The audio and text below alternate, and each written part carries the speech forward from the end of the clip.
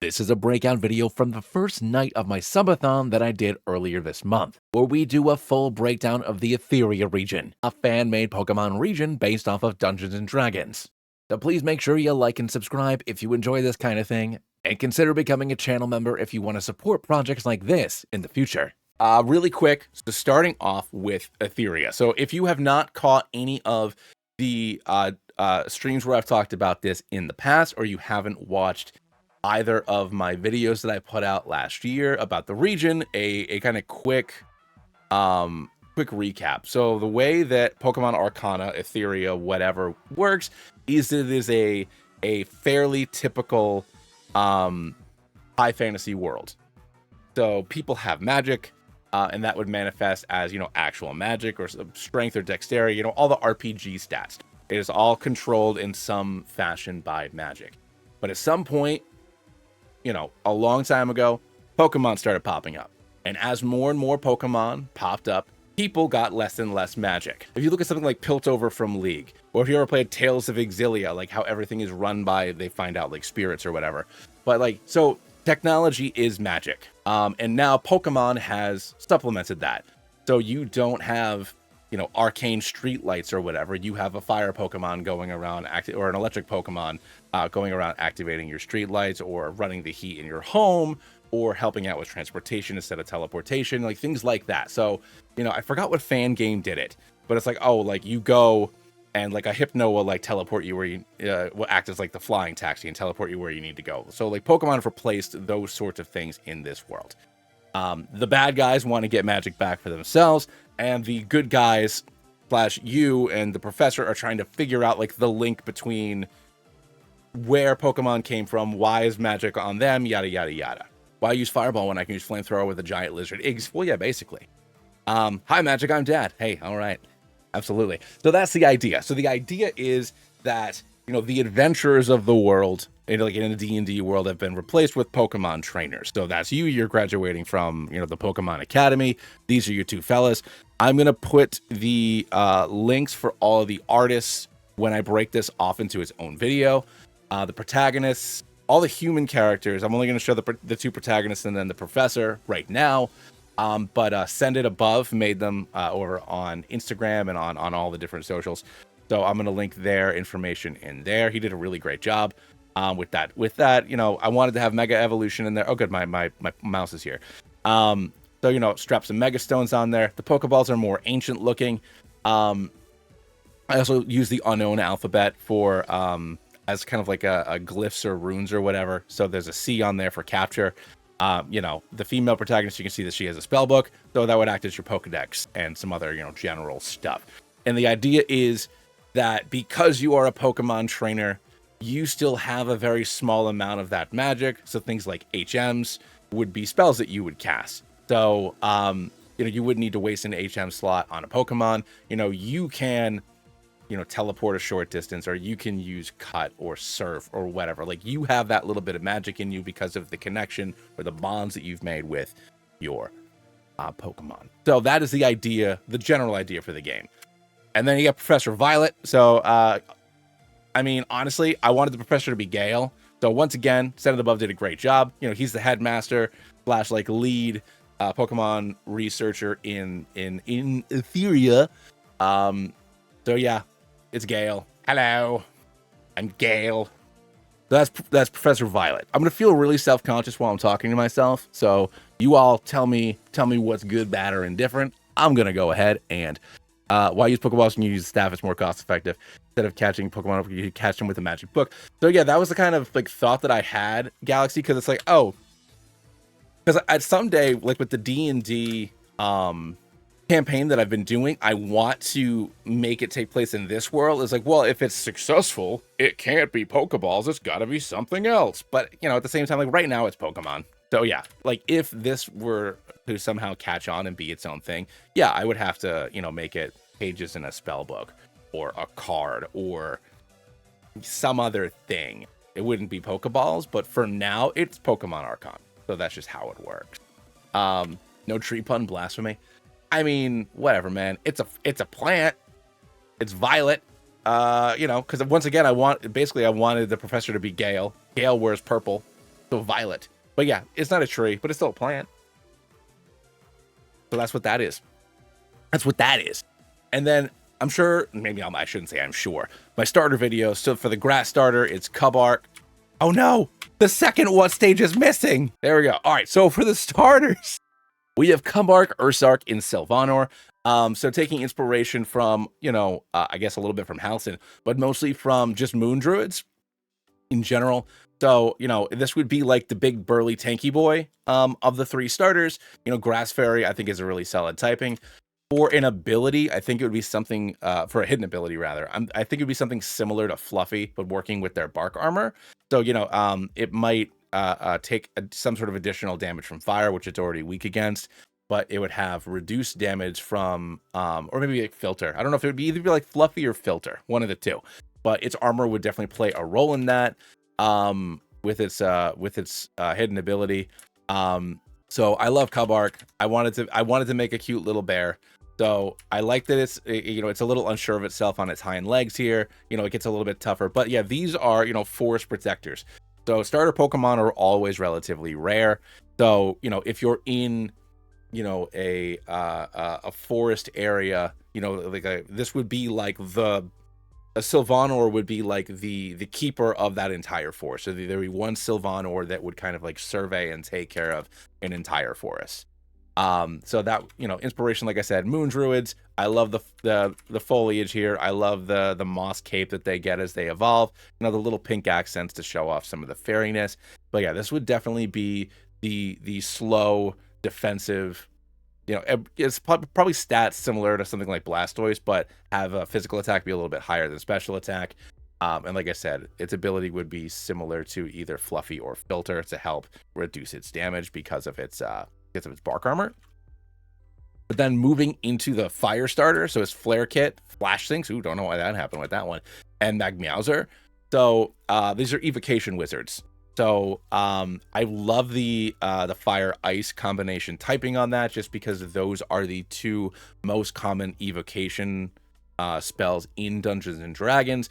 Other than Galarian Darmanitan in Zen mode, you don't have a fire ice Pokemon. So these Pokemon would generally accompany researchers in mountainous areas. So like if you would see a Flare Kit like heating people's homes in like Arctic areas. And once it evolves into Flash Sinks and then Magmeowser, it would accompany researchers into ancient ruins or into cave systems looking for artifacts and whatnot. That's usually what it would do as a Flash Sinks. A Magmeowser would then start to collect them for themselves, looking for additional power. This would be our fast but not super fast, really heavy on the special defense and special attack side. I think it would have an ability, I can't remember what it's called right now, but effectively, as long as it is a attacking move, it would have some sort of adaptability boost on there. So, even though it would be able to learn, like, kind of like how Nidoking and Nidoqueen have an insanely large move pool, this would be the same thing. So it would have that small, not quite a stab boost, but a small boost on all special moves to kind of help fill in different gaps of your team and really hammer home that this thing is made to, be a glass cannon. It is a mage. So that is, the inspirations on there for the fire starters. And then for the water starter, we got Tide Pup, Hempowl, and then Lycanite. So for these Pokemon, it is a combination of Tempest Clerics and then also 4 element monks. So the idea is, Tide Pups would be in fishing villages, things like that. They can predict the weather, the tides. It can kind of do that. As they evolve, that electric typing that they gain makes them very aggressive and volatile. So if it doesn't have a good trainer, then it starts to cause the bad weather that their predecessors were kind of advising, their humans on earlier. And if they can't control them, they have to, basically they send them out to sea by themselves until they can figure out how to calm their emotions and then control their powers better. And then they would evolve into a Lycanite. So they find that kind of sense of balance going into the monk side of things. And then also, that being at peace and whatnot, controlling the weather, that I think would still be conducive to something like a Tempest Cleric. So that's why you kind of have that dual class thing going on there. But I thought it made sense because they're both wisdom classes. So this would be our very fast physical attacker. As far as a hidden ability, I don't know offhand what its hidden ability would do. But you know, I think that maybe it would have maybe a signature move that would be, you know, water and electric combination, or maybe like something like soak. So like its signature ability might use soak and then, you know, use a relatively low powered electric move on there to ensure that it would be a super effective hit. But as far as an ability, I don't know what it would be. These are still things I'm working on, but I wanted to run through the decks. Typically, powerful dragon Pokemon would be at the back of the Pokedex. We're gonna hop right into the chromatic dragons, because in my mind, the dragon Pokemon were probably the first ones that popped up. You know, dragons are usually, you know, these ancient beings with a lot of power. So even though they are rare now, they were probably the Pokemon that started popping up first in my mind. So when looking at the red chromatic dragon, you start off with Kindred, Ember Horde, and then eventually it evolves into Volcavolt. So red dragons are you know, the classic, you know, I guess like the most classic typical dragon that is, you know, permeated throughout, you know, most of pop culture and whatnot. So these are the ones with their big treasure hordes. The Volcavolt are going to recruit smaller Pokemon that we'll see a little bit later in the Pokedex, kind of, you know, gather up treasure for them. The bigger their hordes get, the more influence they have, the more powerful they become. You know, they are, they're kind of like, I mean, I don't know how else to say it. The chromatic dragons are not good dudes in D&D, so they are all, you know, evil. So this is like the typical, you know, dragon sitting on the big old pile of gold protecting its stuff. If you come in my cave, then it is a terrible idea for you. So I wanted to make sure that its name kind of evoked that. So Kindling and Greed with Kindred, you know, Ember Horde, it has its horde obviously, and then Volcavolt because obviously it's storing all this stuff. So, you know, the very typical dragon archetype that is in not only D&D, but, you know, fantasy at large. And then moving into the blue dragon, so we have Snapbolt, Boltorn, and Boltitan. But when we look at Boltitan and its pre-evolutions, so these are the big burly guys. So, you know, blue dragons are very cocky, so I wanted it to be a big burly boy, very sure of itself, very physically powerful and imposing. So I don't know, and I'll be honest, I really need to think of abilities and whatnot later on, but I just wanted to, you know, I wanted to get this out there. So Boltitan are very physically imposing, but they also fight dirty. So if it is fighting something that is stronger than it has no problem just picking it up and throwing it off a cliff. Like, it can fly, and presumably you cannot. It'll fight dirty if it needs to. But it is very, very proud of its power. It's very proud of its power. You know, can absorb electricity, control the weather a little bit through its horn to kind of empower itself or defend itself. So this would be very bulky, very slow, very high physical attack. Versus, you know, this would be, you know, what you'd expect from a dragon. So high special attack, you know, pretty decent, I'd say okay defenses, but focusing more on special attack and speed on Volcavolt, which is this versus this, which is going to be physically very bulky with a very high physical attack stat. But for the white dragon, you have Cryoling, Cryolash, and Cryopex. Dragons in D&D are typically very intelligent. White dragons are the most like animals. So they are the least intelligent, but the most aggressive. So I wanted to kind of go for that, where it looks kind of, honestly, it looks kind of stupid in its first stage. And then as it grows, you know, it gets a little bit more aggressive looking. You know, it's got the bigger claws. It's starting to get some more stuff going on. It looks a little bit more like it could go out and hunt for its food. And then this just attacking absolutely everything on sight. There we go. Perfect. So Cryopex, you know, Cryopex, Apex is really all there is to it. But the most aggressive, big ol' hunters, if you're anywhere up in the mountains or up north, you got to look out for these things because they will attack basically everything on sight. But moving into green dragons, so Smile Dial, Toxalure, and Noxagile. So green dragons typically would, you know, live in swampy areas. they are definitely the type of dragon that would typically like kind of make its own little like cult. Basically, it's not necessarily about collecting treasure, it's about collecting personalities, about collecting people. So I wanted it to look a little bit goofy and approachable. So the way that I wanted it to kind of be to sort of be able to influence people is by trying to make it more cute. But obviously it is incredibly poisonous and incredibly mean.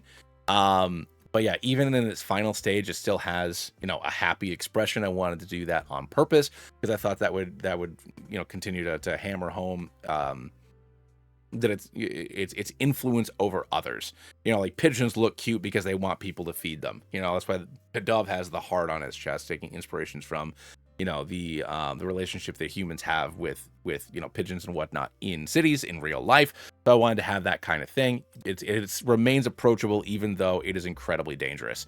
So I think that the hero did a really great job with keeping that kind of cutesiness in its design a little bit. And then finally, you have Hatch Sting. I finally had to give some. I wanted the Dragon Bug so bad. We finally got. It could have been Dragon Dark.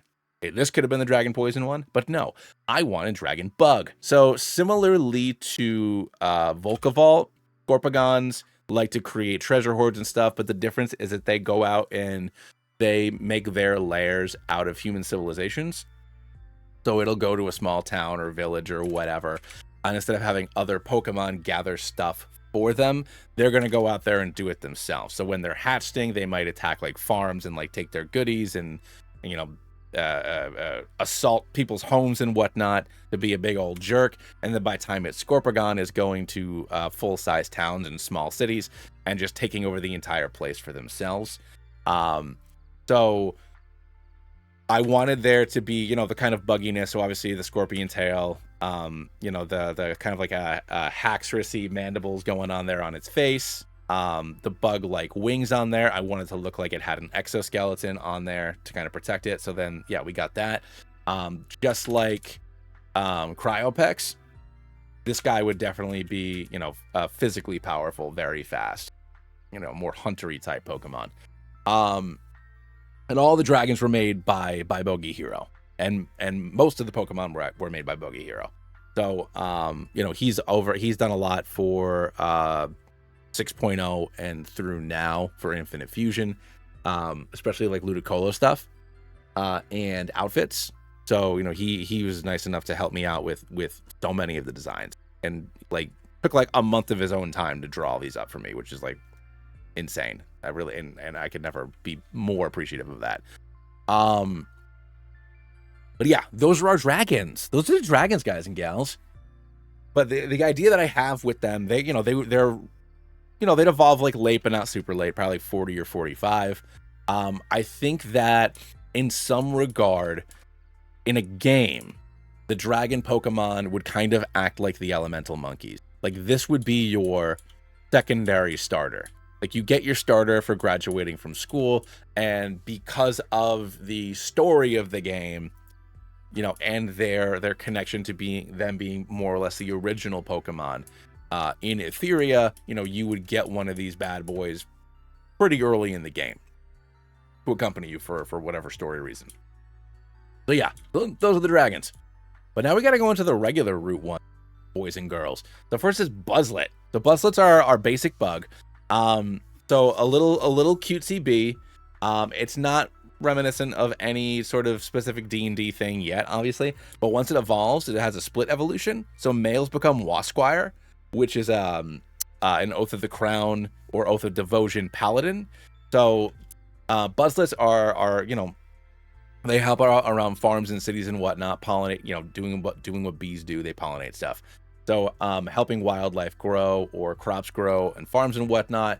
And when the males evolve into Wasquire, typically in like an urban environment, male Buzzlets would be identified fairly early.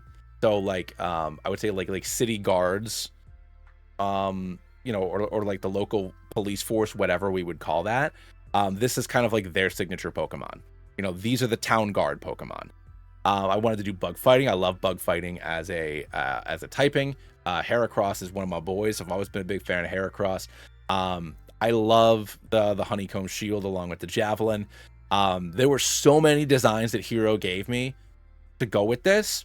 It was like one of the most it was one of the first designs he sent back to me, and I was so excited because he gave me like different heads and like shapes for like so many really cool options.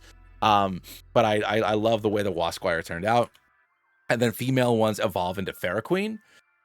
So the other kind of thing is towns and cities and whatnot will find one female Buzzlet to evolve into a Feraqueen, because then obviously these guys are going to work even harder to protect the queen, and that was kind of the idea of it. So these would be more reminiscent of something like a Glamour Bard. So using being able to charm other Buzzlets and other bug Pokemon and use them to attack. So similar to Vespiquen does with attack order, defend order. Feraqueen would have very similar mechanics to that. There's also secondary basic bug. We got Grub Oil and Fernant. So these are Wildfire Druids. So the way that it works is Wildfire Druids in D&D get like a little fire elemental that goes around with them, and the idea is, you burn away dead foliage and whatnot, and then it'll regrow. That's the whole idea behind Wildfire Druids, and these guys are the same thing. Their body secretes a highly flammable oil. So this is what people use to heat their homes, to light street lamps, things like that. And then Ferrant, you find them in forest and whatnot to clear out, or like farmers or whatever would use these guys to clear out dead or dying crops, or to clear the land or whatever before you would build something or whatever. So that's kind of the focus of these guys. So I wanted to have cool bugs with good typings to be our like starter area bugs, because there's a lot of bug flying, a lot of bug poison. So I wanted to have a little bit more variety with our with our 400 BST boys and girls out there. So that's Fernand. And then for our basic rodent, because you got to have a basic rodent, you have Nurat and Nuraking. So normal psychic, they are based off of cranium rats in D&D. So whether it's in the if there are rats that are really, really close to mind flayers, the rats kind of become a hive mind of their own. So that's the idea behind these Pokemon, is that they hang out in caves, or they've either come into contact, or they evolve side by side with the mind flayer Pokemon that we'll see a little bit later. And they scout out areas that the first form of that Pokemon is too weak to do, so they gather food for more powerful psychic Pokemon. So they serve other psychic Pokemon. It's our basic little mousy mouse. Nuraking, once it evolves, gets a little bit of psychic power of its own, and then now it can influence other Nurats and other weaker Pokemon to help it out. What's going on with that? And then also we got to have our Route 1 bird.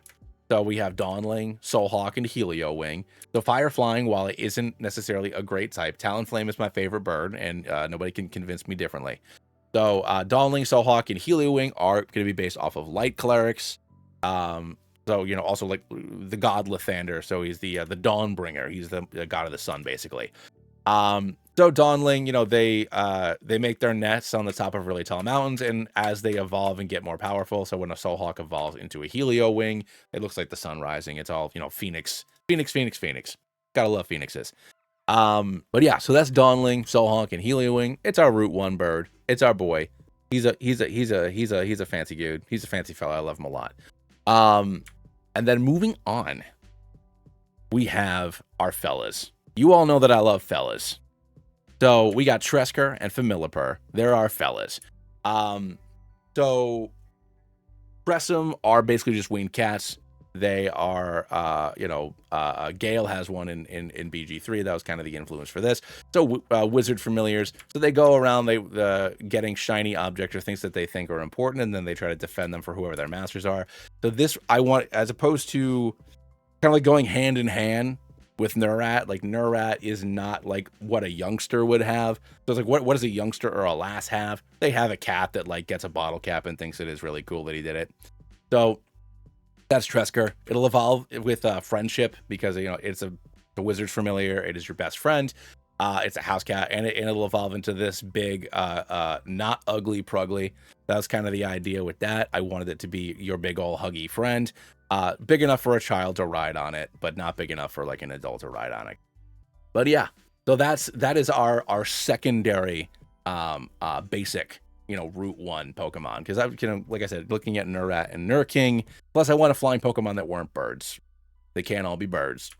But next is Cobrite and Nagalith.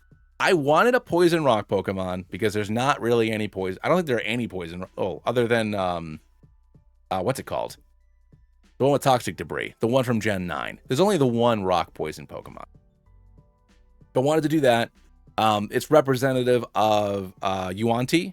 So they're snake people in D&D, basically. And I wanted it to be a cool little rock snake. And then when it evolves, basically it has a shell on it, and it has rock arms and a shell on it. The design's really neat. I like it a lot. Poison rock, I think, is a fun typing that, it is only used literally once with over 1,000 Pokemon. And I did want to have some Pokemon that were representatives of... You're right. I forgot about the Ultra Beast. Thank you, Proper Panda. You're absolutely right. So this would be like our one of our basic cave Pokemon. So this would be our Geodude, for example. This is our little rock boy. But yeah, Cobrite and Nagalith. Yuan-Ti can range from being literally like a snake to being like a dude with a forked tongue. So I wanted it to become a Naga. So I wanted to become a snake person. So that was the idea behind that. Plus, like I said, really cool type. But then moving forward, we have Lambolt and Temperies. So these are, oh my god, Storm Herald Barbarians. So I wanted there to have, it looks like something that would be from some like, from like a Viking show or whatever. So people who live in mountainous areas would use these fellas for farming, and, their transportation, all that kind of fun stuff. I just wanted to be a big, burly Storm Boy. There's not a lot of physical electric moves, not a lot of physical fire moves. So I kind of wanted to go against type and have the big, burly electric boy. So it would probably have to have some sort of signature ability to make it worth it, because you can't just be rocking with Spark and Wild Charge and nothing else. So yeah, so really great on Lambolt and Temperies. And then unless I say otherwise, all of these were made by Hero. So if it's someone else, I'll mention it, but otherwise it's all Bogyhiro. So yeah, so Lambolt, Temperies, I love these guys. Definitely like going on the squad. And then kind of going into the same theme of being transportation for folks. So this Fawnbolt and Galahorn. So these would be like the general mount for the area, for the region. So Galahorn is just our straight up normal boy. Good mid-game Pokemon. It's our Stantler, but it evolves. It has a pre-evolution going on there. Our non-grass Sawsbuck, fast with all around stats. Otherwise, this is our Go-Goat. This is our Go-Goat, but it's normal. Our Go-Goat, our Sawsbuck. Once again, normal, not grass. But it's our transportation boy. I love him. He's a fella. I almost thought about holding off on this, because if I do make my New England region, this screams just the state of Maine. But, I'll have to live. I'll come up with a different moose. But I love him. And then I needed some more fellas. So we have Burrager and Terravling. So this I thought would be kind of represent. Oh yeah. Also, sorry. Galahorn is just a general ranger. Not any specific one. I guess if I had to pick one, it'd be Hunter Ranger, just because it's good at traveling and tracking and moving across biomes and whatnot, since it's the general transportation for the area. So this is just representative of a ranger just in general. And then this would be a this is the Scout Rogue, so very similar. So Terravlings, they would have big underground networks. And tunnels leading all throughout Etheria. So if you get into a cave system and find trenches and whatnot that were dug by these guys, you'd probably be able to travel the entirety.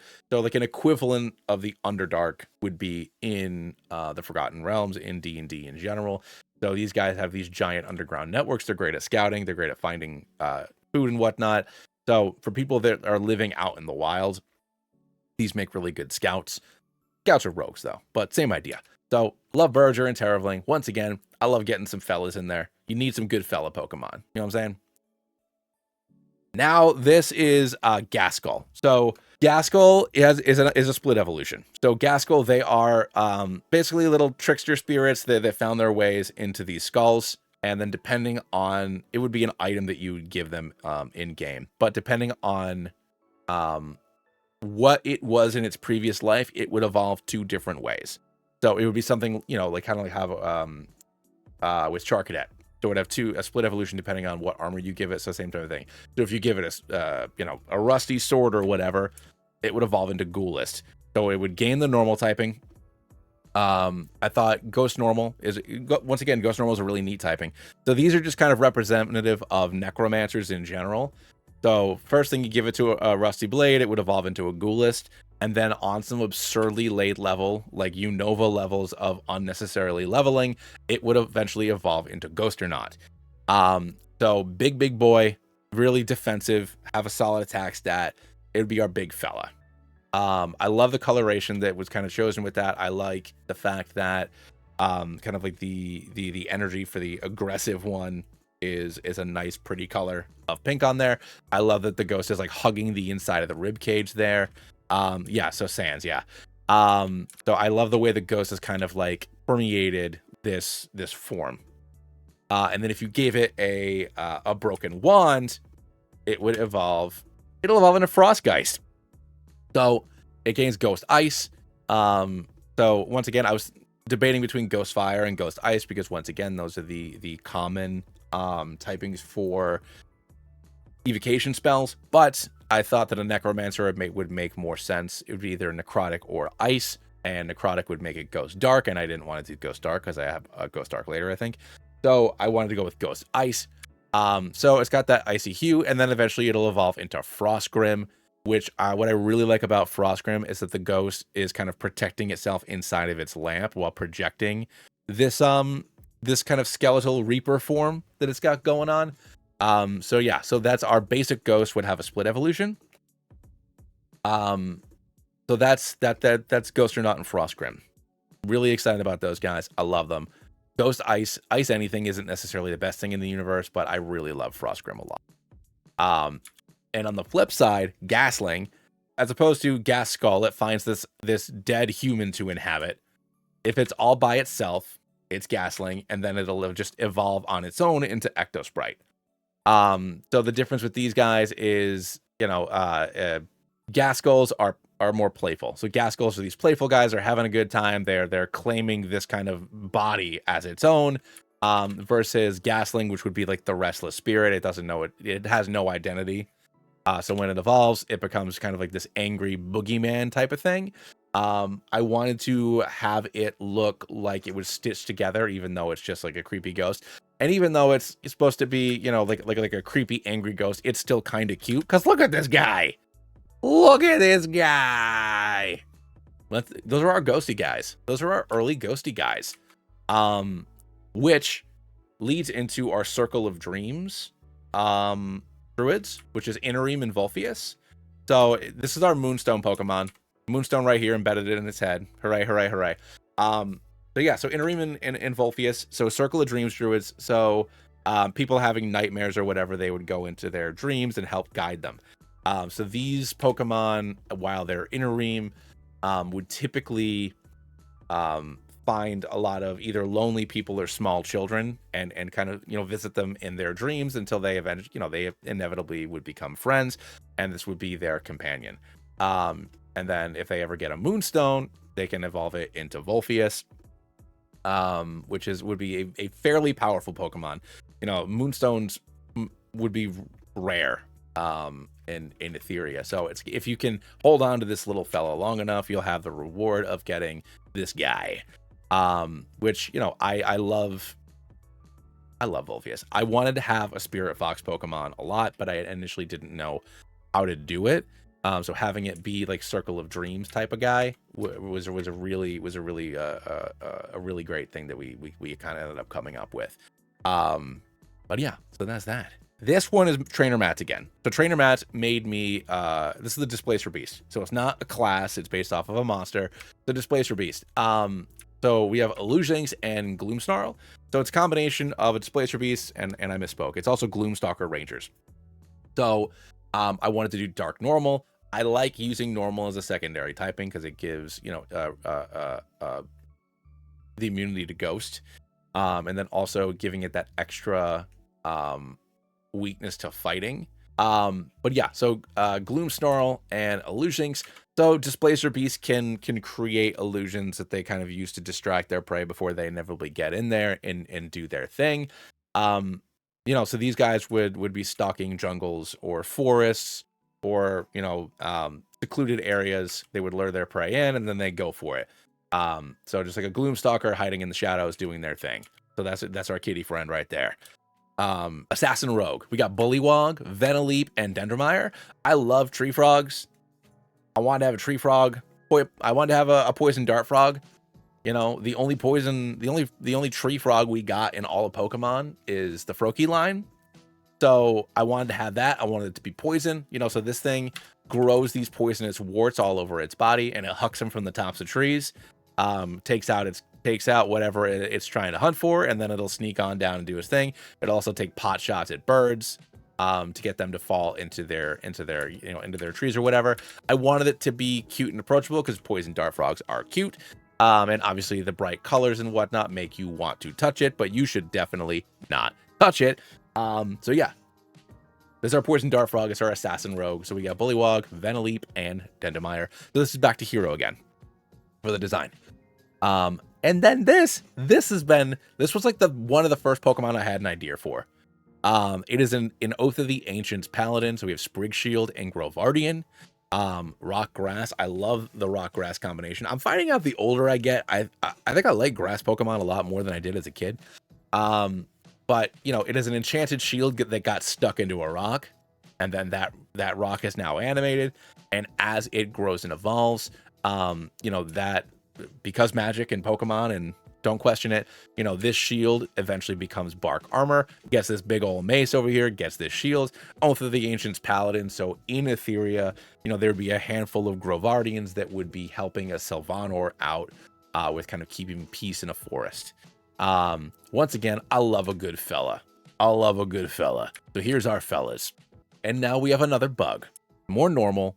So Phaseling and Arachnoblink. So they're based off of phase spiders. So phase spiders do exactly what they sound like. They can blink all over the place. What I thought was really interesting when Hero and I were originally talking about coming up with what typing to do with this, we ended up landing on normal because when they're blinking, they are traveling through the ethereal plane back into the material plane. So they're phasing in and out of regular existence. So the normal I thought would be interesting. I don't think there are any normal bug Pokemon. I didn't want to do Ghost because they're not undead. I didn't want to do Dark because they're not evil. You know, there's nothing sinister about what they're doing. They're just, you know, they're just teleporting. So I thought that them being able to teleport and being immune to Ghost, it's like, oh, like you know, the Spectral can't affect them because they are phasing in and out of existence. That was kind of like the justification that I ended up having for it. But I love how cute he is as a little Phaseling. He turns into an Arachnoblink. Still kind of a cute fella, but you know, a little otherworldly with all the swirls and stuff on there, and you can't tell which are its eyes because, you know, on its crest here you got the 6 fake eyes along with its real ones. So yeah, I thought it was a good fella. I'm really into him. But Wigworm and Tremolude. So giant purple worm. So giant purple worm, this Tremolude might be the biggest Pokemon in the Pokedex. You know, giant purple worms can swallow like entire cities, like if they burrow up and come do the thing. So Wigworm would be a Wigworm would still be like 8 to 10 feet long. Like this thing is like a giant earthworm dragonair. Like it's huge. And then when it evolves, insanely long. Can burrow in, you know, just I don't even know how big the damn thing would be. I haven't figured out scale on anything, but I think Tremolude would be the biggest boy on the block. So inspired by obviously giant purple worms, and then I mean Tremors, you know, that the Kevin Bacon vehicle from the early '90s known as Tremors. You got that going on then there, and then the Elude. Got to take a little bit of the Shy Elude from Dune on there for the namesake. But yeah, so Wigworm and Tremolude, those are our homies. And I can't believe it took this long to get to a fighting Pokemon, but we have Scrap Up, we have Scrapiena, and Null Brawl. So these are Knolls, you know, just Knolls from D&D. Also, just like a general monk Pokemon, or even like a champion fighter. So the way that these fellas would work is, you know, Scrap Pups and Scrapienas, much like packs of wolves or hyenas or wild dogs in real life. You know, they're pack animals. But Null Brawls end up evolving in real life, not real life, none of it's real. In actual D&D, a hyena can become a Null when it gets infected, and then, like, you know, the hyena dies and it becomes a Null, which is, you know, a humanoid dog monster. But the idea with it gaining its dark typing is, you know, the very, very tough Scrapienas, like the especially strong ones, would get too cocky when they are significantly stronger than their Scrap Ups. They evolve into Scrapiena. They're the leader of the pack. They still don't see much of a challenge. They go off on their own because they're so self-assured and so like I'm the best. I'm the best. But they go off on their own. They become dicks, and then they evolve into Null Brawls. So as an evolutionary thing, that wouldn't work. It would just evolve via level up. But like the lore in game is that their isolation turns them into giant jerks. So that's why when they evolve into their final form, they gain the dark typing. And then now we have Shadowheart, because there are a lot of Pokemon loosely based off of or totally ripped off from Baldur's Gate companions. So we have Lunapup, who starts off, you know, another little Moonwolf. And when it evolves, it can either evolve with a Moonstone into Lycanope, or with a Duskstone into Lawshound. So these would be representative of Saloon and Char, respectively. I wanted their typings to have them be neutral to one another, so that way they would cancel each other out. So you know, the Fairy Dark is canceled out by the Poison.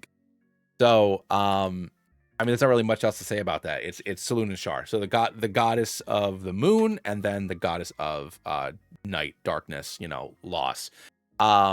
So yeah, so obviously, you know, a Lunapup would go to somebody who's having might show up to somebody who is having some sort of crisis, and depending on how they would deal with that crisis and how they learn to cope with that crisis, would have the dog, the Pokemon, present itself either as a Lycanope, you know, with Saloon representing more like rebirth and hope of a better future, things like that, versus kind of wallowing in your sorrow and kind of giving into it, but still finding power by giving into those negative emotions and embracing that, resulting in Lawshound. So the goddesses of night and the moon had to come hang out. Once again, I took a lot of inspiration for several Pokemon from Baldur's Gate companions. So, you know, Shadowheart staff right there. As far as kind of iconography on the doggos themselves. This is from Brazos Region. So Brazos Region originally made the Goblin Pokemon that I put out in my video last year, but then I had two other fighting dark Pokemon, so it didn't work out with that, and a handful of other Pokemon. But this fella is one of a couple Pokemon that the Brazos Region over on Instagram helped make for the region. So this little hermit crab, it's a hermit crab, but it's living. It basically, the idea was just, I want a hermit crab that lives in wizard stuff, and it accidentally finds a globe of invulnerability. So as it evolves, so we have this little guy. It's got a spell scroll inside of his little potion bottle that he made his home, and when he evolves, there's more scrolls and a globe of invulnerability that evolves around him. I wanted to have a hermit crab so damn bad. I needed my Crustle, and this is my Crustle. He's adorable, and I would do anything for him. So yeah, Crabward and Crustris. So I love him. He's so cool. He's one of my favorite Pokemon. Like, he would like almost guaranteed have to be on my final team. I wanted to have good bugs You know, I wanted to have good solid bugs, and then Kobling. So this Pokemon's made by Trainer Mats. This was the first Pokemon that he made for me after my starters. I wanted a Cobalt. Hey Dash, welcome back, buddy. I wanted the Cobalt. Kobolds are little lizard people that are descended from dragons, but they're not dragons, but they love dragons and they serve dragons. And a lot of them make little cults around dragons. So these are for Kindred all the way up through Volcavolt. These are the little fellas that are gathering resources for those red dragons because they want to be a dragon so darn bad. And when they get to level like 25 or something like that with a dragon in the party, they'll evolve into Dracold, which even though it gains the dragon type, is only like kind of a dragon. I wanted it to be still maintain it being more like a Drake, but it has these little tiny wings on there. Can't remember the word now that I'm doing this live. Wait, they're just for show. They don't actually work. I mean, he might be able to reposition himself a little bit and like get a little bit of a speed boost going on, but he can't fly with these bad boys. I want him to be a little derpy and adorable.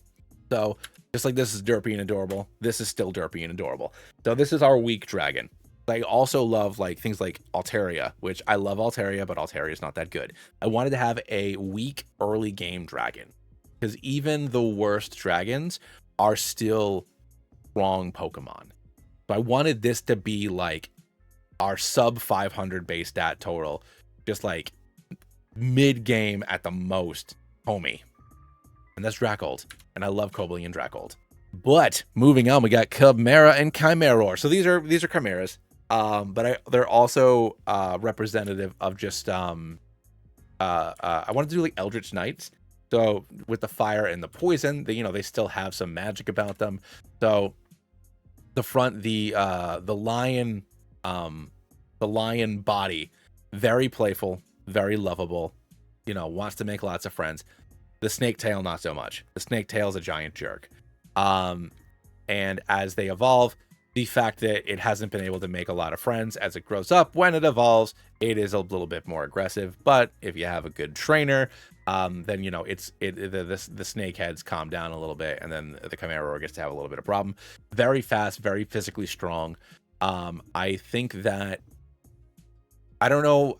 For its ability, once again, this is one of the few Pokemon I thought about its ability. If it's either poisoned or burned, the opposite type of move will do additional damage, or it would have like a Venoshock type move, but like a physical one that would work. If the opponent is burned or poisoned and you use this move on them, it does extra damage. So like a physical Venoshock, I think would be its signature ability. But yeah, gotta get our Chimera. He's cool. We're back to Bogy. We're back to Hero for these designs. And then we have Ensor, Tridra, sorry, and Heptidra. So I wanted to have a Hydra. So once again, this is the Hydra. It's also a I wanted to do, I forgot which type of barbarian, but it's also a barbarian. I'm brain farting on it right now. I'll have to put it in some notes later. But I wanted to do just straight water. I know that for the Hydra, my initial thought was to do water electric, but there's already a water electric and there's going to be another water electric later. Spoiler alerts. So I just wanted to keep it pure water. Pure water is a solid typing. This would be a bulky boy, or it would either have a lot of HP or really high defenses, or maybe both. Just because obviously, the whole idea with the Hydra is, you remove one of its heads, you get more of them, it gets more powerful. So I think that maybe it would have an ability similar to Stamina, but it might increase their attack whenever they get hit, so something like Rage Fist, but as an ability, as opposed to a move. But yeah, so it's a Hydra. It starts off as a cute little dinosaur. It gets some more heads. I wanted it to kind of eat all of them, each to have their own personality. So similar to the the derpy dragon meme, or to the Exeggutor heads. So they all have slightly different personalities going on for each of the heads as they continue to evolve. So that was the idea with the Hydra Pokemon. So I love him. Now, the Mind Flayer. Ceramite, and no, it's a Lithoid. It's a Lithoid. The name's wrong. I'll have to fix that. So Ceramites are very, very physically frail. They would have Neurats and other easily suggestible Pokemon or people go and gather food for them. Sometimes occasionally those Pokemon or people would end up being his food because Mind Flayers eat brains. So sorry. Once something is no longer useful anymore, it gonna eat you. And even when they evolve into Elithoid, so this I talked about in my video that I did last year, but I love the way that the robe that would be on a Mind Flayer kind of comes down on these tentacles. So this is obviously, it's not a robe, it's not wearing clothes. The actual Pokemon is, this. It's the arms, it's the head, it's a little bit of the torso here where this rib cage is, but the rest of it, like this, from its waist down, are tentacles that it's kind of using to prop itself up to make it look tall and imposing. The kind of like bone armor, like forcefully making its way out also to try to make it look physically imposing, physically intimidating, even though it's not. Mind Flayers are cool. Mind Flayers are cool. This was designed by Trainer Mats. Once again, he did the starters and Dracold, and a handful of the other Pokemon that we have here. But yeah, this would be like the signature Pokemon for the evil team. The Psychic Dark type. They would be relying mostly on Psychic and Dark type Pokemon for the evil team. I have the grunt for the evil team's design. I'll probably grab that once we get to the end of the Pokedex and talk a little bit about it if people still want to hear about it. But moving on, we have another fighter. We have Monkey, get it. Brawl Key, get it. And Meditape, which is going to gain the Psychic typing, so fighting Psychic. I debated just keeping it fighting, and if I ever turn this into a game, it might just keep fighting. But this is Sunsoul Monks, and also Saiyans, because reasons. Duh, you can tell with the orange on the pants here and the hairstyles as it evolves. It's got the spiky hair, and then as it gets more powerful and it's cultivating its power, it gets more and more. So it's a combination of Sunsoul Monks and Saiyans. I thought the Psychic typing made the most sense.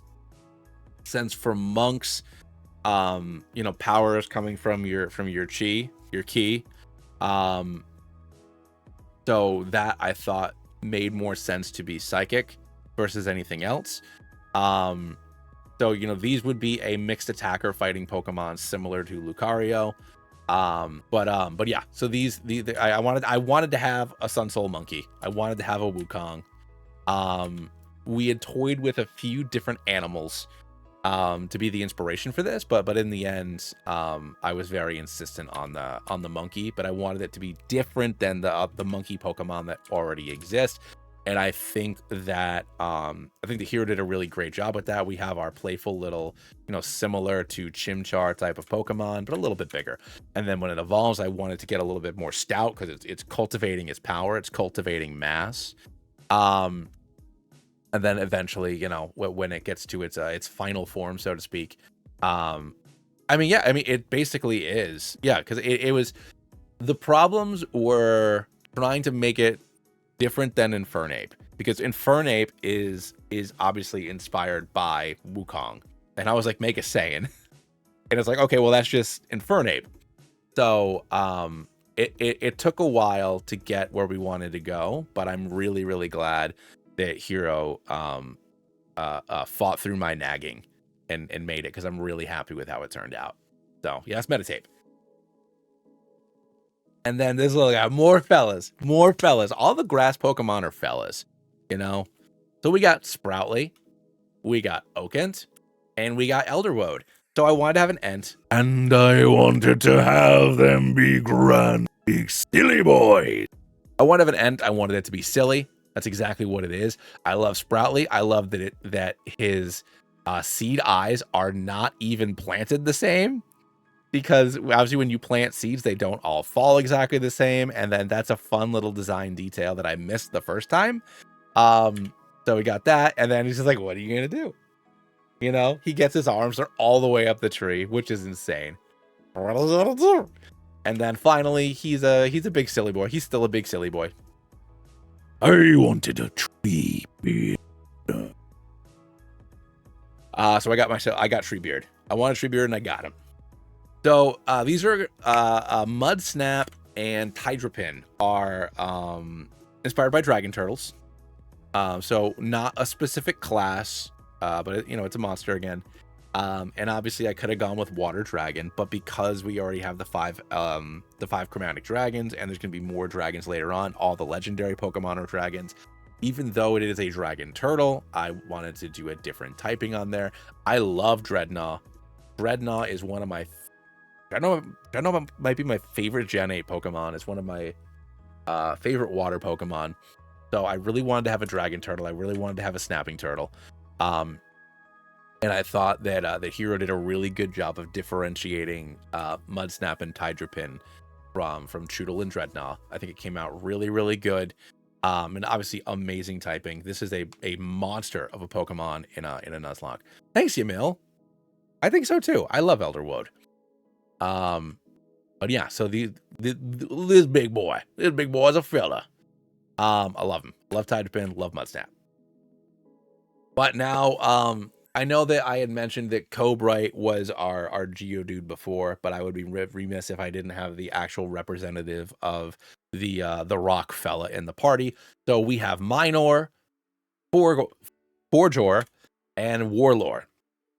So these are inspired by dwarves. And the I can't remember the type of barbarian that only dwarves can be. I think it's a blood rager or something like that. So that would be inspired by these. Obviously, dwarves are known for mining and for their love of axes and bashing things.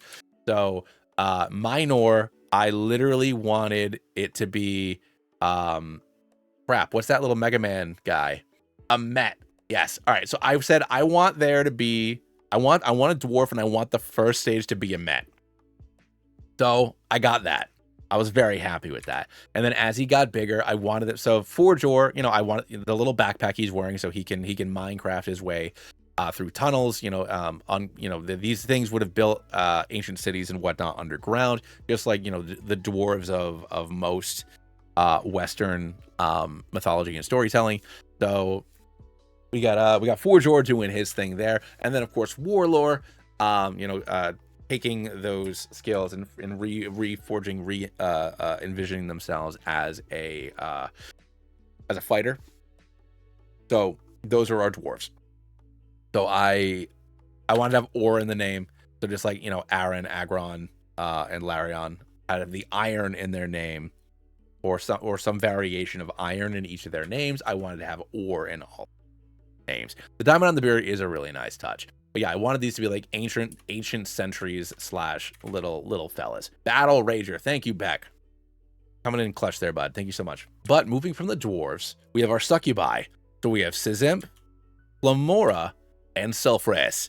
So Fire Dark, great typing. Got that Incineroar going on.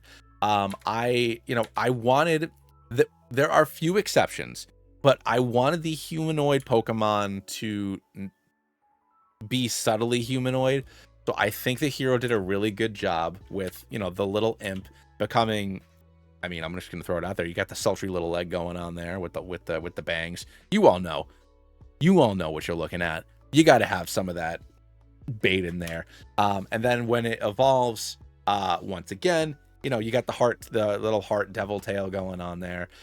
It loses its face would still be underneath this kind of witch's hat with the with the devil horns coming out, but it's like the implication of it trying to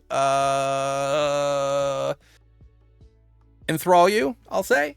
So yeah, Sizimp, Flamora, Sulfurous. So these are our succubus Pokemon. Yeah, I thought that people would like that. So yeah, so that's that. That's all I'll say for our devil lady Pokemon. Needs more cake. Damn, Beck. All right, we have Riptike and Thrashark. Once again, I love just I thought about water ice as the typing, and if I ever make this into a proper ROM hack or fan game, I might give Riptike and Thrashark the ice typing. I feel a lot of this more metallic looking blues on there could lend itself to being little ice things, but this is our fish. This is our Carvana. This is our Sharpedo. These are our basic boys. So, obviously there's a giant shark in D&D, but this would just be like a general barbarian. Nothing specific. So, Riptide and Thrash Shark. I needed more fish because I was like, I ain't got no fish. Yeah, true storm barbarians. But yeah, so that's that. Thrash Shark and Riptide. I love their designs. I just love them. They're really cool. I love the hooks. You got the hook here. There's hooks everywhere. There's so many sharp points for this dude to do. Ooh, a Bulliet. Yeah, that's a good point, Beck. Yeah, like a water Bullet. That's a good point. Now we have our ranger. We have our typical ranger. Once again, I said I wanted a snowy owl. I said I wanted it to be an archer, but I said I didn't want it to be Decidueye because I have to have my snowy owl. So we have Frostlet and Arctoshot. I love, so obviously, Frostlet, its wing, it can freeze the tip of its feathers and then throw them, kind of like darts or ninja stars in its first stage. But in its final form, its tail basically becomes an ice crossbow. So being an arcane archer, or a hunter ranger, same type of idea. But yeah, Arctoshot, and Frostlet. I wanted the snowy owl archer, or just an owl archer in general, and then we landed on a snowy owl. That way we could have it be different from Rowlet and their line. And then how do we do that so that way they're not shooting it with with their wing like the Decidueye does. So the thought to make the tail a crossbow, it's 10 out of 10. I love Arctoshot. It's a shame that it's an ice Pokemon, but I love it. I love it. I wanted an ice archer owl Pokemon, so we got it. And I think he looks amazing. And he's different enough from Decidueye that it's just like how Metatape is similar to Infernape. It is its own Pokemon with its own identity. And I think it turned out really, really great. And then a Mimimau. So this Mimimau looks like a treasure chest because of course it does. I really, really did not know what type to give a Mimic. And then Hero and I decided on just normal. Because it can be whatever. It's just a thing. Things are normal. So this Mimimau is a chest. And I would imagine that the Mimimaus that you find in a theoretical game are chests. But technically, a Mimic could be anything. So we have our Mimic. I love him. I love that the Pokeball is... its eye is a Pokeball. But even it is like kind of wrong. It's upside down. So it's a really, really neat design. I didn't know how to make a Mimic Pokemon. I was like, I want a Mimic Pokemon, but I don't really know what to do. And then Hero's just like, I got you, dude. And he got me, dude. It's really good. Lieutenant Surge Puzzle is just a Mimic Den. God, don't give me any ideas. And then coming up on, I think this is Pokemon 100, so we're past halfway now. Or we're coming up on 100. We have Arcor. So these little fellas would have been, not initially have been Pokemon, but like in ancient times when we had our magic technology, Arcors would have been our generators. So these are our Magnemites. These are our Voltorbs. I know that's not how they work in Japanese culture. They're I can't remember the word for it, but they're things that come to life after 100 years, and that's why Voltorb's number 100. Whatever, it doesn't matter. Magic technology turned into a Pokemon, and this is based off of Armor Artificers because it can split evolve. So it can either become Cortrus, so it sockets itself into a big burly boy, and it becomes a big old tanky boy that punches things with its Thunder Gauntlets, or it becomes a Corvolt. It can go into a swifter, special attacking with these cannon things. So Armor Artificers there's a third Armor Artificer now, but there were only two when we designed these last year. So you have your Juggernaut, and then you have your Infiltrator. So a cool split evolution idea. I knew what I wanted with this. I did not know what I wanted with this. And Hero, it's really good. I'm really happy with how how Corvolt turned out. Now moving back on to the Pokedex. Speaking of living things gaining, unliving things gaining sentience, this is from Brazos again. So we have Jolixir, we have Jelkalist, and Alchemax. So I wanted to have a gelatinous cube becoming a Pokemon. So it would start off as a volatile potion that gained sentience. and it's adorable and it's cute and I love him and he's my whole wide world. And I wanted, as it evolved and got bigger and became this horrible monstrosity, I still wanted it to have the cute little face. I still wanted it to be a little fella, even as it was becoming like, you know, a murderer on like untold levels. Corvolt Mega says, yeah, a little bit. So I love Alchemax. I wanted, like I said, I wanted to maintain its little fellaness.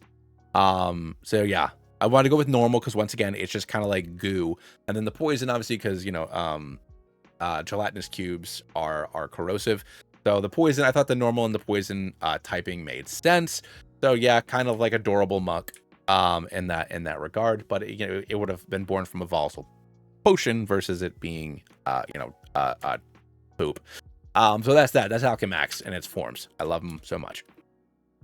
But now I wanted to have our Kraken. So we have Voltical and Absurge. So it's a Kraken. It's Kraken.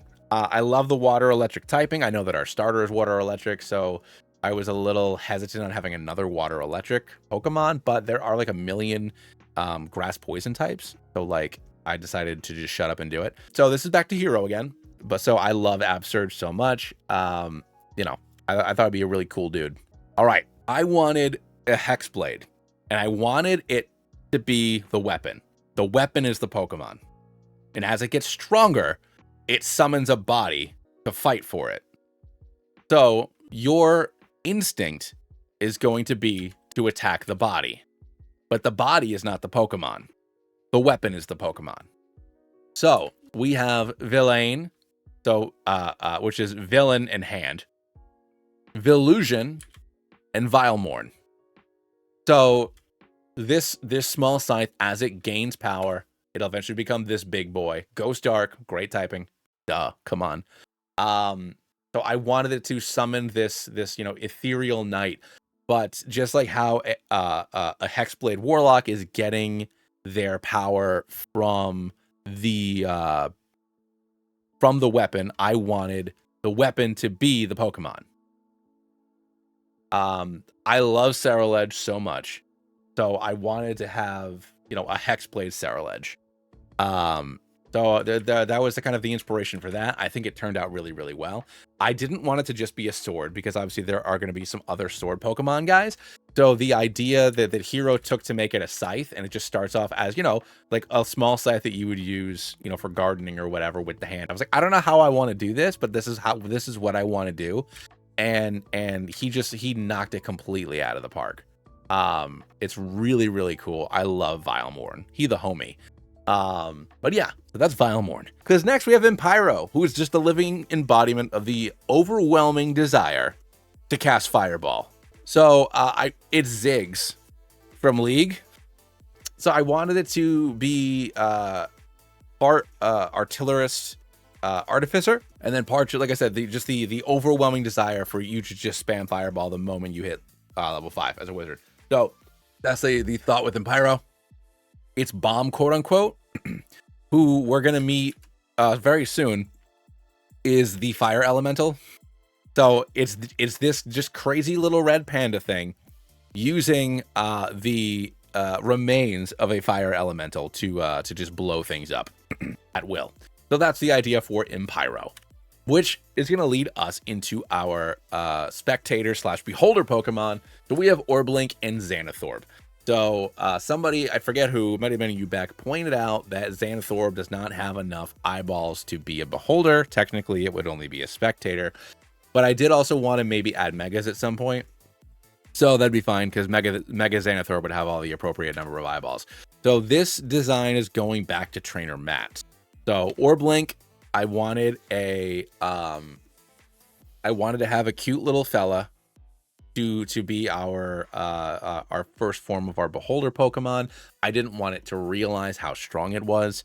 I didn't so it makes friends with a lot of smaller Pokemon, to think like Neurat or Koblings, things like that. Pokemon, it likes to explore and hang out with other Pokemon that are gathering things. But it tries to help, but what it doesn't realize is that it's got 2 big old death rays, hanging out on the top of its head, though it does not make very many friends. So by the time it gets more powerful and becomes Xanathorb, it is a much more malevolent Pokemon. I wanted to differentiate it from, I thought that Poison would be a good secondary typing for it, as opposed to Dark, just because of all of the different debilitating effects that Beholders have. You know, so each one of its eye stalks has a different power, whether it's paralysis or poison or just blowing something up or mind control. Each one of these eyes does something different, and since most of those things end up being just like kind of like negative bad effects, I thought poison was a good secondary typing for it. But I really love it. I love the shadow that it like kind of self casts upon itself. Matt did a really great job with this. I think that Orblink, like, if there was like if this was a real game and like you got to get your plushie, like you go to Build-A-Bear and you build your Orblink, you know what I mean? Like, this is our cute little fella. This is our selling point. This is our slime, you know? This is our slime. And I love Orblink I love Orblink to pieces. And Xanathorb's a homie. Now Drillfin, and I intercapped this wrong, but that's fine. And Corsarock. So I wanted to have a Swordfish be a swashbuckler rogue, but I had to think of a cool secondary typing for it because I was pretty sure at some point down the line I'm going to have another water steel Pokemon. So we came this is going back to Hero. So we came up with the idea of having it be Water Rock, because Water Rock is a fun typing combinations. I love making not bad rock Pokemon. I feel like most of the rock Pokemon I've made, their secondary typing is try to cover up a lot of the badness that rock Pokemon end up with. So, you know, pirates would use these guys to drill through caves, or to you know, to try to basically make caves for their hideouts and whatnot. Additionally, looking for buried treasure right there. So this is our swashbuckler rogue, Corsarock and Drillfin. So, you know, these guys are big old treasure hunters. I wanted to, when it evolves, not even when it evolves, I wanted it to have a cross guard as part of it, not just the drill, because I wanted to, obviously it can use it as a drill because it's a drill, but I also wanted it to kind of have that swashbuckly sword fightingness. So the fact that it can parry with its face, I thought would be a fun little thing to add into the design. So, you know, those are our swashbuckler rogue Pokemon, Drillfin and Corsarock. Now we're gonna get into our elementals. So we have Ignos and Elderforge. So this is our fire elemental. I mean, it's a bomb and it evolves into Ragnaros. So that's that. I love him. He's cool. He got a big old hammer. I mean, I literally said, "Man, make Ragnaros." So we made Ragnaros. We have our cool Ragnaros Pokemon. I thought about making him Fire Rock, but I was like, no, it's a fire elemental. I know it. You know, his hammer is magma, hardened magma or whatever, but he's just a fire. He's just fire. But then we have Drop Lice. So the way I wanted to differentiate this, I wanted it to be, you know, they're all big and burly, but I want, once again, more Warcraft inspiration. I said, how about like the Lich King? So here we go. We got our Lich King, dual wielding ice swords. So we have Frosthide and Drop Lice. I love that his little frost swords are like little little tiny like long fingernail dagger things that eventually become these cool, intimidating, you know, giant icicle swords. So I love Frosthide. You know, good solid typing. You know, not a lot of weaknesses on there. So love Frosthide. And then we got Peblor. Peblor's a fella. Peblor's fella. We got Rock and Ground, and he will evolve into Cragrock. So we didn't quite know how to make this. I wanted to be a big fella, but we didn't quite know how to make it physically different to Elderforge. So I like the direction the Hero went with this, where it has to drag itself around on its hands, because it doesn't have legs. It just kind of has this little like, or its legs are very small, so it can't really stand up or move around properly on its own. So big, slow, imposing, boom. So yeah, Peblor, Cragarrock, and then finally we have Nimbusp and Cyclender. But yeah, we have Nimbus and Cyclender as our air elemental. So obviously, you know, electric and flying. Once again, I wanted to have flying Pokemon that weren't just birds. So it's, you know, adorable little dude just turning into giant, this giant tornado. Once again, we're back to Hero with these designs. Same thing with Corsair. So now more fellas. Once again, I didn't realize this until last night. All the grass Pokemon are fellas. So these are Myconoid Pokemon. So it'd also be Circle of the Spores Druid. So we have Numbush, Mushade, and Fungoroth. So grass poison. Yeah, you got to have a grass poison. You always need a grass poison. So obviously, you know, Myconoids are a hive mind, mushroom people race that live in the Underdark. So that's what they do. Fungoroth, I think, would be like a really tall Pokemon. It would be like almost as tall as Elderwood, just a big old dude. But all the grass Pokemon are fellas. Numbush is adorable. Growing up, Oddish was one of my favorite Pokemon, so I wanted to just have like a little dude. So, you know, I love Numbush. I love them all. And yeah, no, Hero really went like above and beyond, because it could have just been like, I was like, make it bigger. Like, I don't know. Like, literally, I just said, like, I want a Myconoid Pokemon. I think that was the only note that I gave him. Myconoid Pokemon. And then he did, and then completely different mushroom types and shapes and colors as they get larger. Like, I don't give a lot of notes because I feel like the artist knows better than me. But also the fact that with like how little notes I gave, how good all of these turned out is really just showing like how great, not the Hero, especially because he did most of these designs, but all four of the artists that worked on this. Like, it's really, really great. Clubonk, this is just a giant. So it's a hill giant. So it's once again, even though he's big, he's still fella. Grass ground. I wanted to have a giant, and I wanted, the only thing that made it a grass Pokemon is the fact that it would hit you with a tree. So we have Clubonk and Bashlog are our hill giant Pokemon. So yeah, so this big fella is out there just doing the damn thing. Once again, I don't have a lot of humanoid Pokemon, but I really love this. I love you know, the spike, how small, you know, honestly, how tiny his head is, with the kind of mossy grass running down his back. You know, you got these big old crag pads on him, covered in mud. I love Clubonk. I love Bashlog. They're doing their thing. As literal as Woodhammer will ever get. But this was one of the last designs that I had asked for. At this point, I already had over 200 Pokemon, and I realized that I was missing something very important. So these, we have Kenkrai, Kencrone, and Kencoven. I wanted a Hag Pokemon, and I also wanted a Kenku Pokemon. And I didn't know how to get both of those things because we already had so many Pokemon. So Hero put both of those things together, and they turned out awesome. Kenku can't fly. Kenku are humanoid crows that were cursed to no longer be able to speak and no longer be able to fly.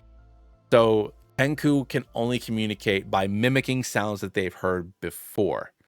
So, you know, having a vulture that can't fly, I thought was a really cool way to kind of take the hag aesthetic, that swampy aesthetic, and you know, because having like these gross like talon arms and stuff like that, and the big, you know, warty nose looking beak, you know, all these things that you would expect from a hag, and then sticking it on a bird. I thought that those two designs together were really, really awesome. So it was a really, really great idea on Hero's part to combine the two of those guys. And then Lumini. So we have Lumini and Prismane. I wanted to have a unicorn, and I needed it to be different than Galarian, Ponyta, and Rapidash. And that is all I told him. I said, I want a unicorn. I want it to be fairy. It needs to be different than Rapidash. And I love this big hairy mess. Love the big hairy mess. And then even when it evolves, you know, this glorious, you know, beard mane thing to kind of really capture the fairy, the celestial part of it. It's gorgeous with his little fuzzy bell bottoms going on here. It was a really, really awesome way to differentiate itself from Cotton Candy Pony. So Lumini and Prismane, love. 10 out of 10. They're some of my favorite fairy Pokemon that the Hero had designed. So yeah, once again, not necessarily a specific class, but you know, unicorns are one of the are celestials in D&D. I wanted to have some more celestial representation, and this was an excellent Pokemon. Now this is an Orthon, so I wanted to. So Orthons are a type of devil. If you played Baldur's Gate, it's what Yerger is.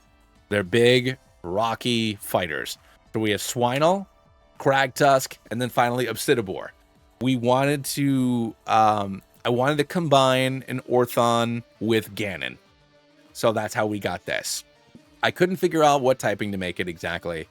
And then that's when Hero came up with the idea of using the Rock Dark.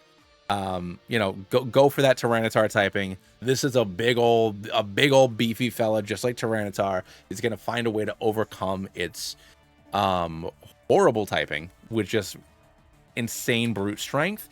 So but yeah, so I really like the way that the design kind of worked out, especially with Obsidiboar. So I mean, the easiest example is Yerger, because you know, most people have played Baldur's Gate 3 that are you know, consuming any D&D stuff now. So having the kind of the skulls in there as like little trophies as it's gotten bigger and whatnot, and having these like, obsidian blades with them their entire way, I was always a little skeptical of having Pokemon wielding weapons. And I know that, you know, Tinkaton exists, and there are Pokemon that have, you know, Glade has its sword arms, but those are like more theoretical sword arms. They're not like literal sword arms. But with this, it was impossible for it not to just be having two giant, you know, rock knives. So it was really, really awesome. I love Obsidiboar and all of its stages. He very big. He a big boy.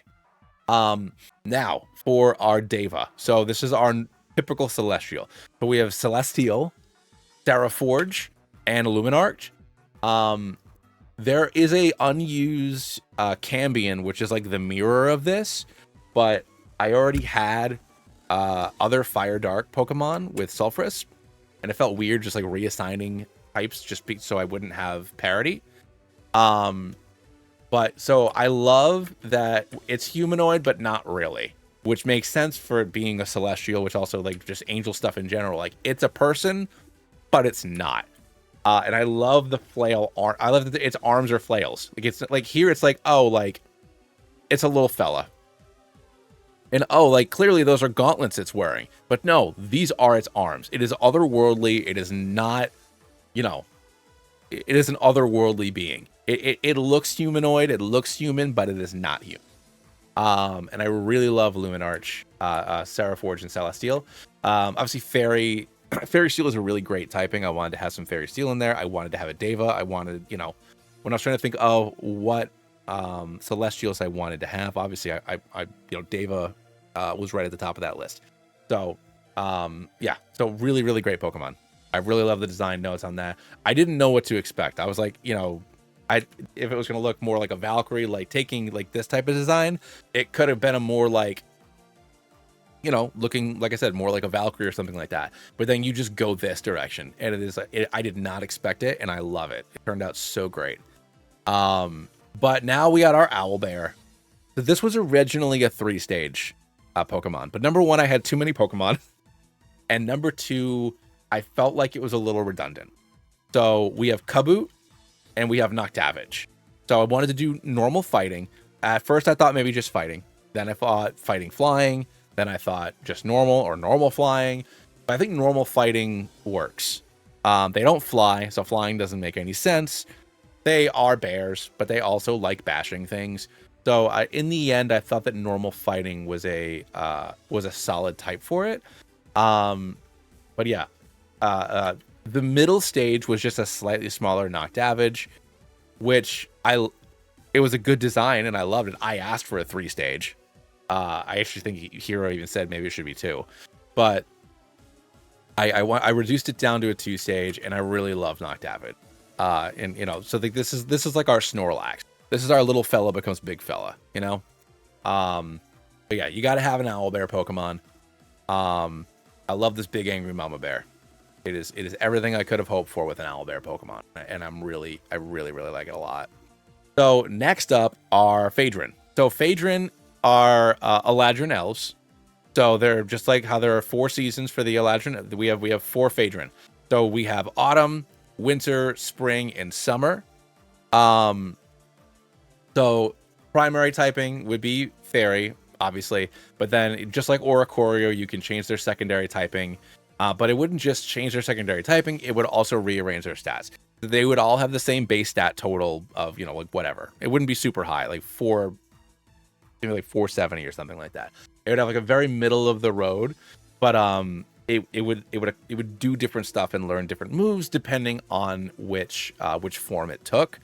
So yeah, I wanted an Eladrin elves. I wanted to have an Eladrin elf Pokemon. Didn't know how to make them not just dudes. So these little like Fraggle fairies that Hero made, I think are really, really great. I wanted there to be 2 martial ones and then 2 magic ones. Now this was another one that I said, I want this. I don't know what it's going to be. And he just knocked out of the park. So this is an animated armor. I toyed with making it either steel fighting or steel normal or steel ghost, but I decided to just keep it straight steel because a lot of my Pokemon have secondary typings, and I needed fewer of them. The Metallion, and then who evolves into Agelord. So the only note that I gave was I wanted it to be a little fella that became more powerful as it got big, and when it becomes its final form, I wanted it to be Igris from solo leveling. I was like, I want it to be small and derpy, and then I want it to be the most awesome knight ever. Anyways, but yeah, so Scraplet, so it's got a little knife. It doesn't even have 2 hands. He's kind of like a little derpy dude. And then now, you know, Metallion, it can still like barely stand up, but at least it's fully formed. And then when it becomes Agelord, it is this fully just like unstoppable badass night monster. So I really, really love where can we donate to more Hans or to tip Hero? I mean, part of why I mean, he would have to agree to want to work with me again. If I do another region, like I said, I want to do my New England region. I want to do it very badly, but I would want to pay him something because he did all this for free for me. And these commissions, if I had paid for all these out of pocket, it would cost a lot of money. And he was nice enough to do, you know, 150 Pokemon for me for nothing. And I haven't been able to give the attention to these that I wanted to for a bunch of different reasons. So I don't know yet, Beck, but if he agrees to work with me some more, we can go from there. Because there are more Pokemon that I did not use in this final dex on purpose because they're Pokemon that I think that I would want to use later on. But I'm still going to show off all their concept arts and stuff, you know, on my Instagram. But that's also part of why I'm doing this subathon thing is so maybe we can do more of these. But anyways, this is Agelord the homie. Yeah, I thought, but I'm glad that you agree with the straight up steel, Mabe. But yeah, so now here's our Griffin. So this was another Pokemon that initially had 3 stages. I got rid of the first stage. So I just wanted to keep the middle and the final stage. So we have is Griffstrike, Griffrike, and Griffangard. So yeah, the second I saw this, because I think this middle stage was the first one that he showed me, and when I saw the hand wings, I was like, I want a Griffin. I want it to be a Battle Master fighter. That's my only notes. And the fact that the wings are its fists was just like so freaking cool. So this would definitely be, you know, like our late game, you know, Rufflet Braviary. So that's why I figured I can get rid of the first stage. I can have the middle, the new first stage be like a solid, you know, high 300s Pokemon, and then it can evolve into Griffangard and be, you know, a little bit more powerful stat wise than like the starters kind of a thing. But yeah, it is so freaking good. Griffangard came out so well. Griffreich also, I keep trying to say Griff Strike, is Griffreich. But yeah, both of them. I was like, oh damn, hand wings. Yeah, and the crest on it. The initial stage just looked like a little fella, which was fine.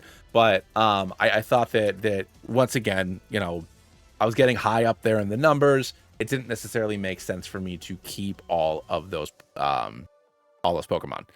So yeah, this is our Battle Master Fighter. This is our homie. Grifangar's the dude.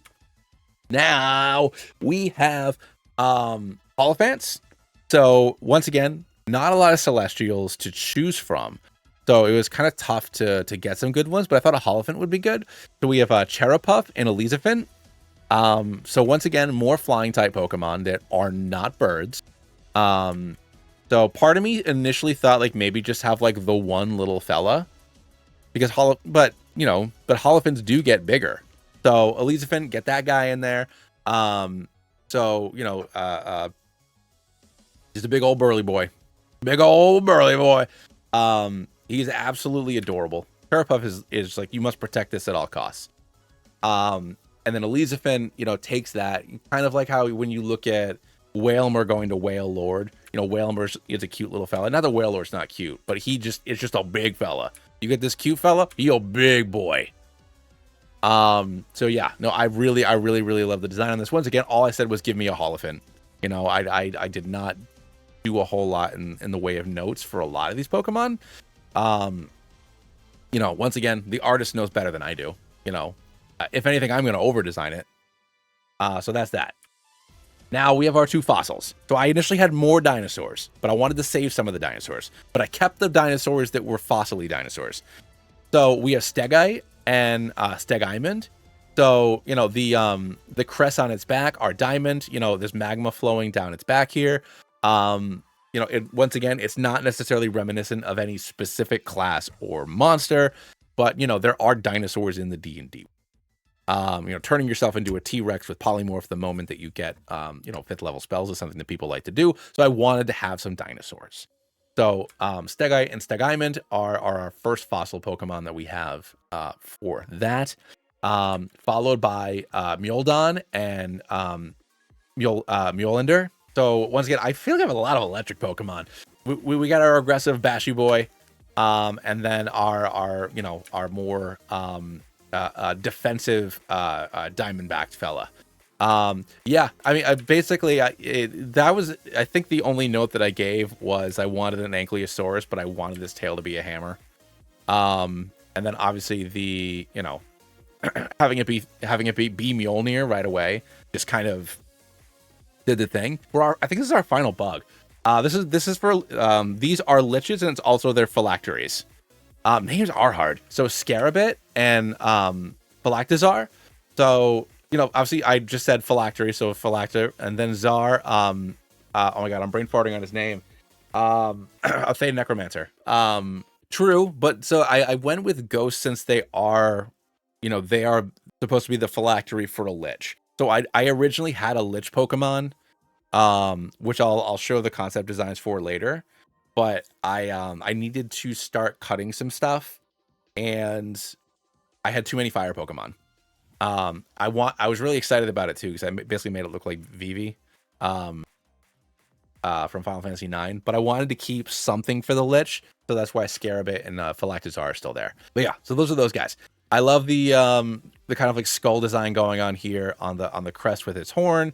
I mean, it's a cool scarab beetle. I love in its first stage, a phylactery might be, like a trinket or a coin or something like that. So the fact that it is this like small crest that might be, and also kind of, I mean, it also looks like a skull right here. You got the skull with the nose and the eyes. So you have this kind of like skull trinket, which is this living embodiment of, a lich's immortal power.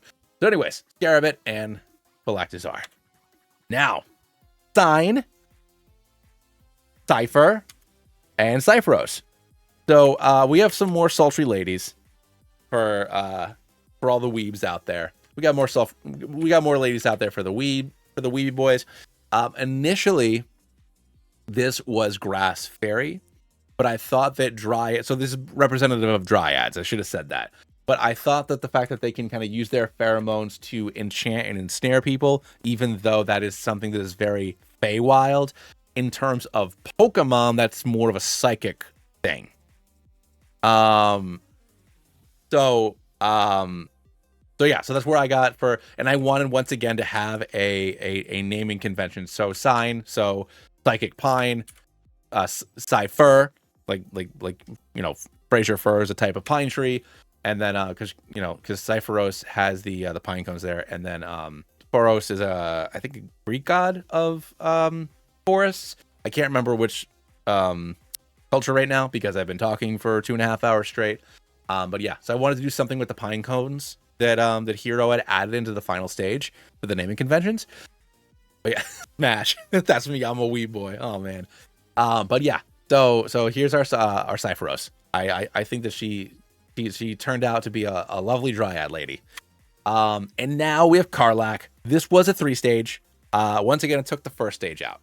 So it's a combination of Karlach as well as Minotaurs. So it is our Berserker Barbarian. So Malturus and Volcator. So Fire Steel, just like our girl. And these guys, and I love that one of the horns was turned into like an exhaust fan. I thought that was a really, really nice touch from Hero. Basically, I said I wanted a Minotaur that is so hot that it needs to be constantly fighting or it will burn up and die. So having all these exhaust vents on the chest, having the exhaust vent on the horn, I thought it was really, really great design overall. Like I said, most of the companions in Baldur's Gate have some kind of Pokemon associated with them, so this is our Karlach. So I think that she is a magnificent creature. And now we have... So we have Echolur and Glamire. So this is our Starion. Also Straw, just vampires kind of in general. I thought Ghost Psychic would be good because once again, vampires are enthralling you, and then Ghost because they're undead. I struggled on how... I personally struggled on how you were going to make a vampire bat Pokemon that would also be our flamboyant boy that we love so much, but Hero did an excellent job. I know that it is a little weird that it's wearing clothes, but having the fur be kind of the crest here, but just like how Elithoid isn't wearing a robe, its tentacles look like a robe. You know, it's made to look glamorous. Its fur looks like that because it wants you to pay attention. But yeah, the Talon boots, the whole thing. I love him so much. Glamire. I was really struggling with names on this. I was really struggling with names. I was like, well, how do I do vampire? How do I do sexy vampire? And then I was just like, Glam, I guess. So Glam and Sire, for, you know, he's your vampire sire. And then Echolur, because he's, you know, once again, hypnotizing you, luring you in, echolocation. So that's how I kind of came up with those names as well. But yeah. And then, so this is for more weebs. This is for the opposite spectrum of the weebs. This is for the Shadow the Hedgehog kids. This is Will. And I know I have another dark fighting. So if I were to make this a game, maybe it would be firefighting instead. But we have Impupus, Malhound, and Baelgarm. So this is our Hellhound, who's also Will. He even only has one eye. So this is our Lucario. This is our Shadow the Hedgehog. This is our Edgy Boy. This is, you know, this is what all the 12-year-old boys have their envisioning of the most perfect, most awesome dude in the universe. And I thought it would be really funny to make, because like Will is such a good boy. You know, Will is the goodest boy. So that's why he's a dog. But then also, like, he's not an edgelord. But how could you not have a warlock dog not be an edgelord? So here's our edgelord doggo boy. And when Hero drew this for me, I was just like, hate that it's perfect. Like, I hate that this is perfect. I thought about removing the middle stage. I thought about just going from Impupus all the way to Baelgarm, but I thought that it was an important thing because you have this, you know, determined but cute doggo. And I thought that it kind of evolving into a more sinister looking fella. I thought this to this would have been too jarring. So I wanted to keep this middle stage. So So that this one kept its middle stage. But Baelgarm. So Bael is one of the devil lords of the nine hells, and then Garm is I think it's Norse mythology. Baelgarm is Hela's big old doggo. So yeah, dark fighting. Initially I think it was dark fire, or if I revise this into like an actual like game project, I might change his typing. But I found that there were a lot fewer fighting Pokemon than I thought there would. So he definitely needs to be fighting type. But that's our homie. And then I think this is our last non-legendary Pokemon. So there's Githeri, Gishkar, and Kithrakor. So these are representative, obviously, of Githyanki, but then also Lae'zel. So if we're going from a perspective of Baldur's Gate, so Githeri, I might remove the fighting typing from Githeri, simply because it's just a little frog elf person. Definitely psychic. The Gith are very good at two things. They're very good at psionics, and they're very good at punching things. So, and then you have Gishkar, who has the single psionic blade, has some armor and stuff going on there. I love the like Super Saiyan 3 hair going on with Gishkar. Kithrakor, full on. Part of me was just like, should it be psychic steel? But once again, I mean, Gith fight. Just because it's wearing an approximation of armor doesn't mean that it has to be a steel type. But yeah, so obviously taking from just Gith, the race, then Gish is what a spell sword is in D&D, and it is what the ranking of like a general like guards person would be in the Githyanki, and then a Kithrak is a captain for in Githyanki culture. So Kithrak, so it's Captain Conqueror, or the ORs for Conqueror. So Kithrakor for that there. So yeah, and I thought that I would, and once again, the only note I gave was I want a Githyanki, and I wanted to have lasers, and I wanted to have psi swords, and then that's the only note that I gave, and all three of them are perfect. I love them so much. They are the homies. They are the homies. But yeah, so that's our, I think that's our final non-legendary. Oh no, yeah, okay, just kidding. So now we have our pseudo-legendary.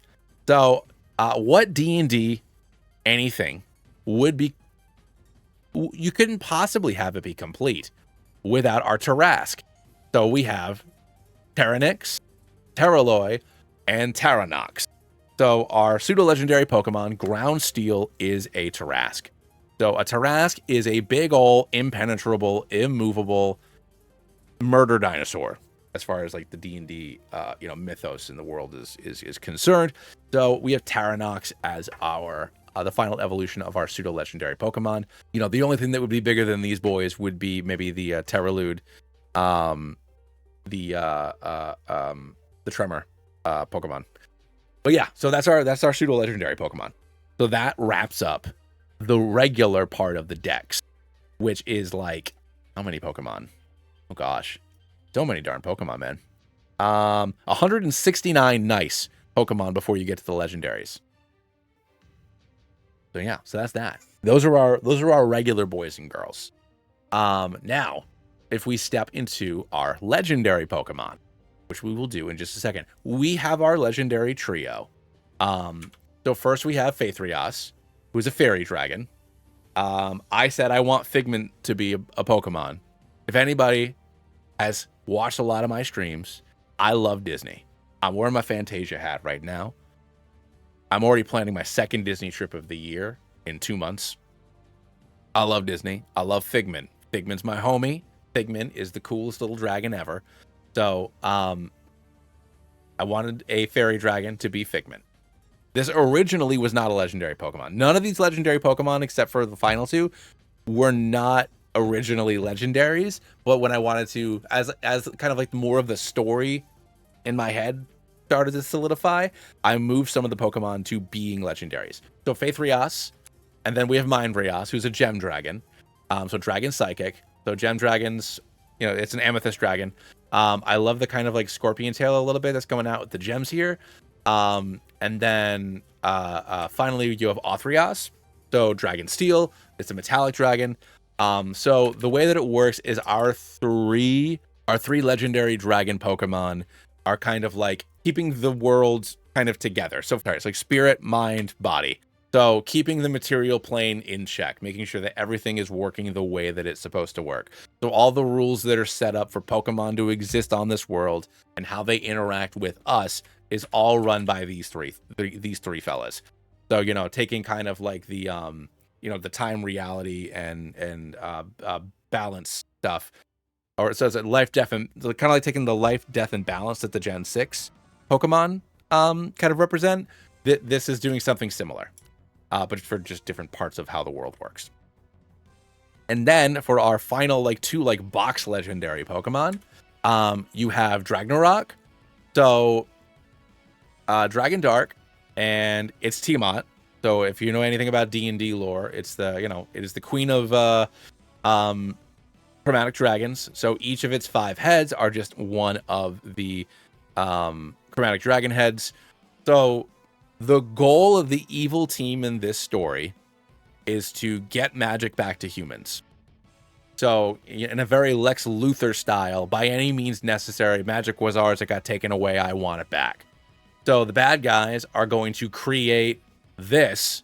The bad team is basically stealing magic from Pokemon and trying to make their own Pokemon, and then they'll have this Pokemon basically genie up some magic and give magic back to people. That's like the idea. So it's Dragnarok. It's Tiamat. And then you have Bahamut, which is Aethergos. So this is the Pokemon that created all the other Pokemon. It's the god of magic. So, combination of like Mistra and then Bahamut from D&D lore. So this is the god of magic. It set up all the rules for how the world is supposed to work with people and Pokemon and magic and balance and harmony and blah, blah, blah. And then these 3 Pokemon are assigned to make sure that those rules are being cared for.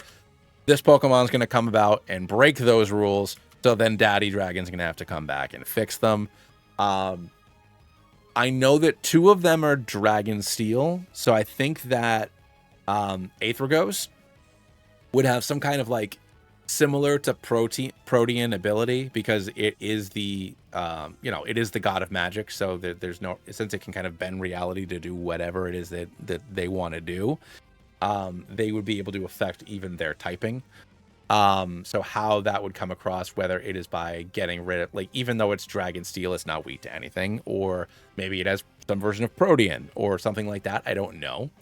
But there'd be a reason why it doesn't matter that Aetherias and Aethergos have the same typing. That is the Etheria region. Those are the Pokemon. So I hope that people like them. I hope that people are okay with that. That took longer than I thought it was. 2.5 hours almost. So yeah, so that is, there are still, originally I had 217 Pokemon, and then, whittling it down to, 180 something. So there's still a handful of Pokemon that, I would still want to hold on to for other stuff. But yeah, so I'm going to take this, 2.5 hours or whatever we've done so far, and I'll do a breakout video for it. So hopefully get some more eyes on it, get some more stuff going on there. And, we've been playing D&D for a little while. And my hope is to eventually transition over into this world with these Pokemon, for the campaign that we're doing right now. But yeah, man. And that, everybody, is the Etheria region. Again, if you made it this far and you're not subscribed, definitely make sure you hit that button down below.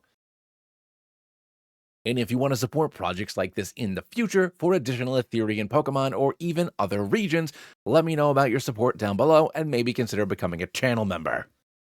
Thanks so much for watching, and I'll catch you all next time.